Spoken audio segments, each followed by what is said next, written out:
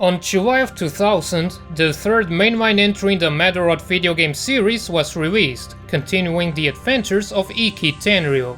Fans were clamoring for more, but things remained relatively quiet for the franchise until next year. On the 23rd of March of 2001, the next pair of video games were available, concluding Iki's story. Strangely enough, the Medarot 4 manga started 3 months after the games had been released, while the previous iterations had the manga come before the games. A possible explanation for this is that the Medarot 3 manga ended only a month before the new game's release date, and the time until the new manga began its serialization was spent working on printing it or something. Maybe, perhaps, possibly. I mean, what do I know? I'm just a bowl of popcorn. Now, this video is very long overdue by now, so let's do a quick recap. The original pair of games was released in November of 1997. It followed the story of Hikaru Agata, a young boy who gets involved with Medabots tournaments and a bunch of weirdos wearing oversized condoms. The gameplay was also a pile of dicks sometimes, but it showed plenty of potential, and if nothing else, the music was really good. In July of 1999, Medarot 2 was released. The spotlight fell on our current protagonist, Iki Tenryo, a young boy who also gets involved with Medabots tournaments and a bunch of weirdos wearing oversized condoms. The same weirdos, in fact. It refined the gameplay quite a bit, although suffering from a few balance issues. 1 year later came Medarot 3, continuing Iki's adventures involving tournaments and condoms. It overhauled things pretty wildly in all departments, from story to graphics to gameplay, now fully taking advantage of the Game Boy Color's hardware. And now comes Medarot 4, which is more of the same really. Which isn't a bad thing, but if you think I've been repeating myself too much, you better buckle up, because the merry-go-round has just started. If I had to describe Medarot 4 in one sentence, then it would be it's a more polished version of Medarot 3. This shouldn't be a surprise, given that there was only a 6-month interval between the two games' release dates. Yes, you had to wait more time for this video than fans had to wait for Medarot 4. The story starts with the traditional Medabot assembly scene, along with a short explanation of role battling and a reference to the title of Medamaster. As this intro ends, the scene shifts to Iki making very productive usage of his school time, talking to himself about how the title of Medamaster was created by the Medabot company. This title is granted to those who have proven themselves in their ability to understand and control Medabots, and Iki wonders just how much does he really know about them. Probably a lot after 2 whole games, but anyway, Miss Caffeine rushes into the classroom screaming her lungs out about some news. There's a new teacher coming, and this teacher will be in charge of Iki's class and will instruct them in Medabot combat. I'm sure he already knows all that after 2 games, but anyway, say hello to Miss Ryuko Yamikumo. Hey, did you know that translated literally, her name means Darkness Spider? What a strange name, huh? Kind of funny, it sounds like the sort of name you'd see on a villain. After berating Iki and downplaying his achievements, she instructs the class to entrust her with their Medawatches. Huh, that's a new one. Must be some new school regulation. The next step in her lesson is to head to the park. Once everyone is there, Miss Yamikumo returns everyone their Medawatches and gives them some medallions. What a nice person! Well, not really, everyone notices that most of the data in their Medawatches was erased, leaving only a single Medabot. The teacher deleted the rest. Lady, what the hell? Those things cost money, you know. Anyway, this is where the difference in version starter shows its face. On the Kuwagata version, you're left with only Dorcas, a KWG Medabot specialized in melee combat that Iki upgraded to in the previous game. In the Kabuto version, you get Saikachis, a KBT Medabot specialized in ranged combat that Iki upgraded to in the previous game. After this, you get to role battle Erika, but I'll get to that in a bit. If you've watched the previous videos, you probably know how battles work anyway. What you might not know about is that right after this battle, you get introduced to something new. Say hello to Meda Speed King, a really shallow minigame and one of the game's few things that I could have done without. Basically, it's a short race where you try to balance your Medaforce so that you're drawing as much power as you can while stopping the Medabot from overheating. In other words, when gauged too high, Robo go boom!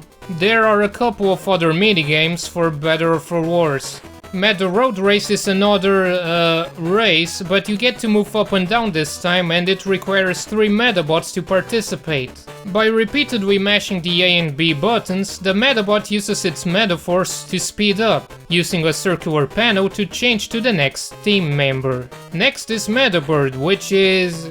it's stupid. You have to pick a flying Medabot and then 2 more that will run and launch the flying Medabot into the air. The objective is for it to land in the little island with the goal, and the closer to the flag the better. While in the air, you can steer up or down a maximum of 3 times, but the more you do, the less you score. Finally, there's Dark Row Battle, which is a row battle in the dark. I'm a genius. You know that battleship game where you try to guess where the opponent's ships are? It's kind of like that, but with Medabots. You pick 3 of yours and then you use your parts to attack a certain area, scouting for the enemy group's positions and then beating their sorry asses. It involves a bit of trial and error, the AI is beyond stupid and some of the weapon ranges are absolutely ridiculous, but it's definitely more involved and interesting than the rest of the minigames. So naturally, you only get to do it once during the main story. After getting through this new minigame, Miss Money Down the Toilet says that she'll return the missing Medabots and parts if you want, but that doing so is basically admitting defeat and lacking the courage to start all over again and embark in a journey of understanding and friendship, and yeah, Iki accepts her challenge. Erika reluctantly joins as well in all her caffeine-addicted wisdom. So with the typical protagonist starts over in the new game setup now complete, Iki sets out on his new journey, which involves tournaments, mysteries and a bunch of weirdos wearing oversized condoms. And of course you see many recurring characters like Erika, Koji and Karin. In fact, one of the big plot points of the plot is that Karin gets kidnapped and so everyone is out to save her before she gets turned into Meda Burgers or something. The game's plot also revolves around a group of 4 people, who you can call the Great Four or the 4 Kings or god forbid the Elite Four. They seem to have something to do with Karin's disappearance, and it's up to Iki and his sidekicks to figure it out. A resistance group calling themselves Liberties also shows up, led by a mysterious figure whose identity nobody seems to be quite sure of. And of course, the Robo gang is still going around being a nuisance. Then you have some others like the Screws, still up to their mischief, and Hikaru, the protagonist of Medarot 1, former world champion, the person who got Iki started with Medabots, and an employee at some shady cafe full of cross-dressing adult men. The future remains bleak for Hikaru Agata. Why? What does the world have against you? Just like the previous games, Medarot 4 controls much the same as other top-down field JRPGs on the Game Boy, like Dragon Quest Monsters, Keitai Denchu Telefang, and that one other obscure monster catching game that I can't remember right now. I think it had a yellow mouse or something, I don't know.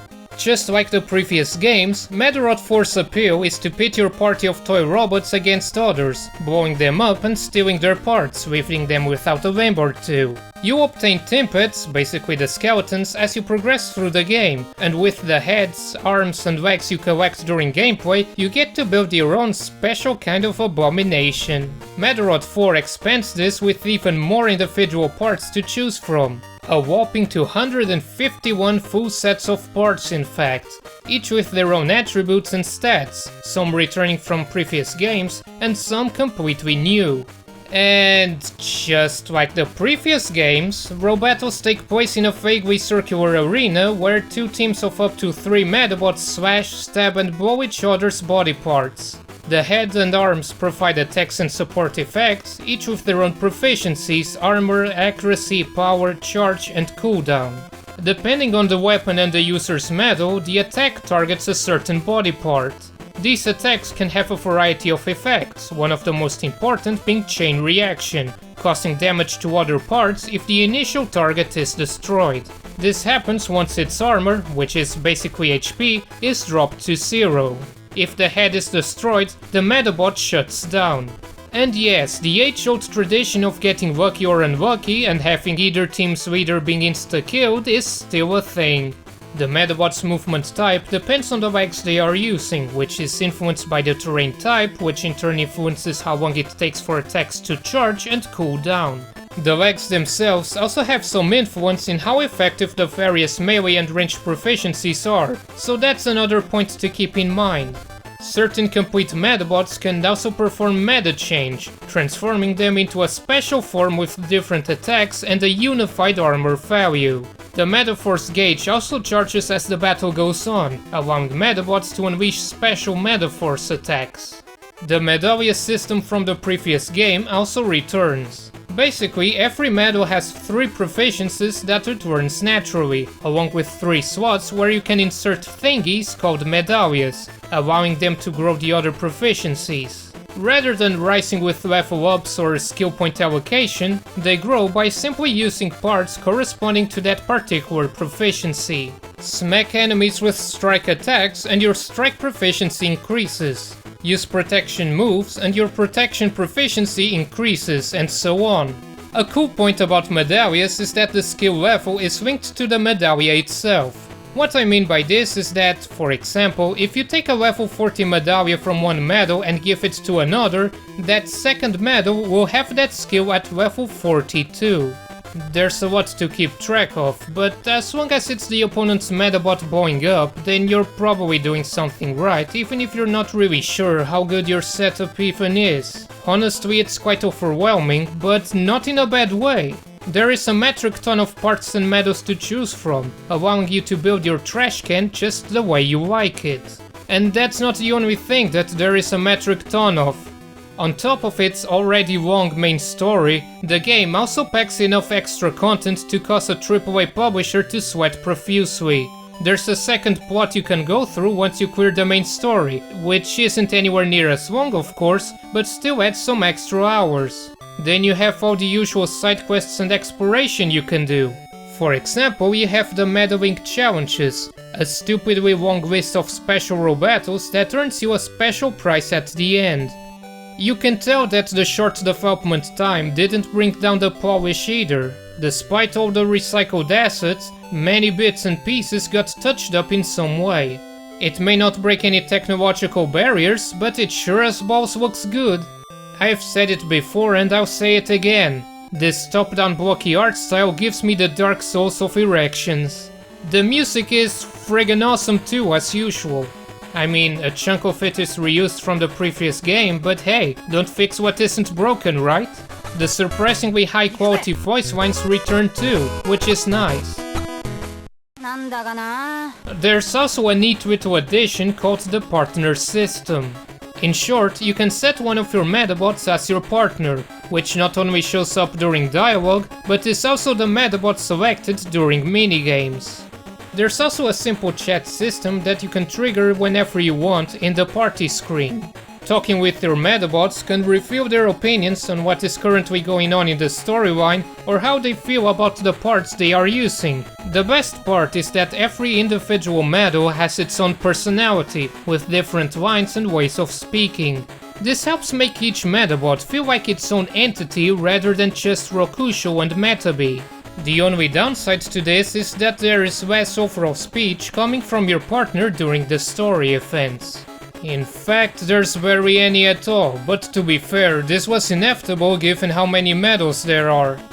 It does, however, make a great segue into that point in the video where I start talking about the negatives. Don't be sad, it's gonna be pretty short. I've briefly mentioned it early in the video, but a few of the excuses in the plot are just a tad too far-fetched to not notice.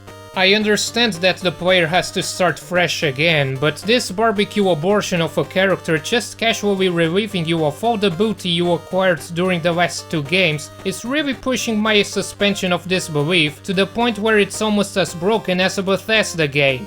I also already mentioned the minigames. Aside from Dark Row Battle, they have no real depth to them. You just have to equip appropriate parts on your partner Medabot and mash buttons until you win, if even that.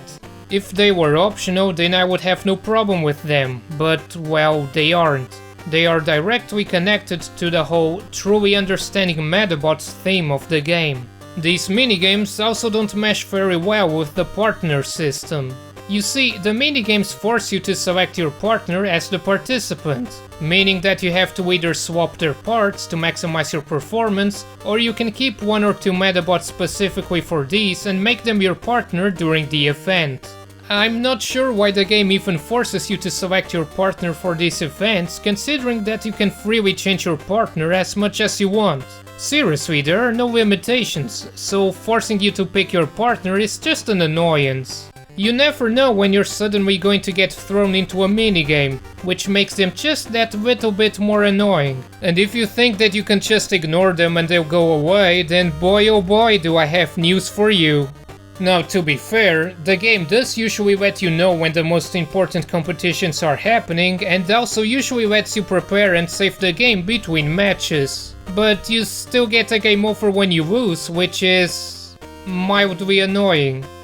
I guess if I wanted to be a nitpicking asshole, I could say that this is the 4th mainline entry in which they've used the same regular battle music, albeit with a few minor tweaks. But it doesn't really bother me, and I'd be disregarding the fact that it's friggin' awesome regardless, so screw you, Negative Mary. Ultimately, Medarot 4 is more of the same, and that's a good thing. But all good things must come to an end, and with this, the story of Iki Tenryo comes to an end. Unlike the previous 3 entries, Medarot 4 did not get a parts collection spin-off, which at this point is kind of a shame since the 3rd one was actually pretty alright and the Stockholm Syndrome has already established itself.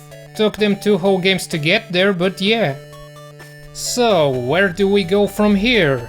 Well, Iki made appearances in other mainline titles of course, but not as the protagonist. However, there are a few spin-offs with him as the lead character, such as Medarot R and Medabots AX, so that could do. And hey, he's in Super Robot Wars Cross Omega now.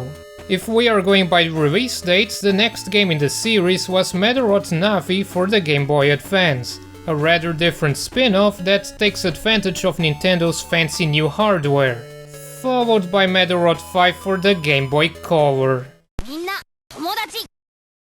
私たちはずっと一緒。大人になってもな。仲間がいるって素敵ですわ。せーの、メダロット！